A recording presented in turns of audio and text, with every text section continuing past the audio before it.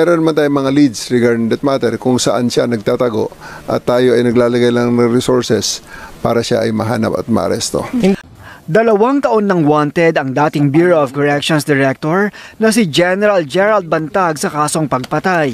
Ngayon, sinabi ni Philippine National Police Chief General Nicolas Torre III sa panayam sa DZMM na may lead na sa kinaroroonan ni Bantag at nagpapatuloy ang intelligence operations para masakote siya. Meron naman tayong mga leads regarding that matter kung saan siya nagtatago at tayo ay naglalagay lang ng resources para siya ay mahanap at maaresto.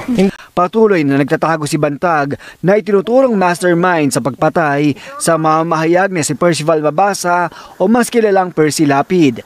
Pinagbabaril si Mabasa sa Las Piñas matapos ang komentaryo kaugnay ng korupsyon umano ni Bantag sa New Bilibid Prison.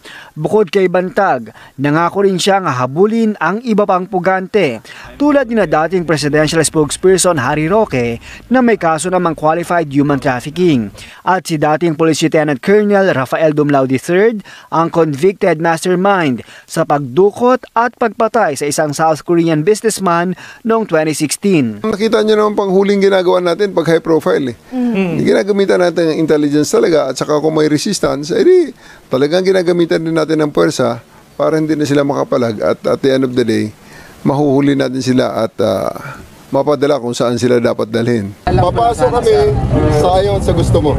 Ilan sa mga pinangunahan ni Torre ang pag-aresto sa religious leader na si Apollo Kibuloy at ang pagsisilbi ng warrant of arrest kay dating Pangulong Rodrigo Duterte. Muling dinipensahan ni Torre ang pag-aresto kay Duterte sa harap ng mga kritisismo, partikular ni Senator Amy Marcos na nanguna sa pagdinig sa Senado. Until now, I really will insist that we did everything by the book. We did everything within the ambit of the law. Now, kung may mga nagsasabing otherwise, gaya halimbawa ng Senate Committee on Foreign Relations, hihintayin natin kung ano sabihin ng Ombudsman regarding that matter because hindi masabi ng Senate Committee on Foreign Relations, ng chairman, na tama siya because she is not a judge. And ang kanyang na-find out at mga sinabi sa report na yun ay mga opinion niya rin lang.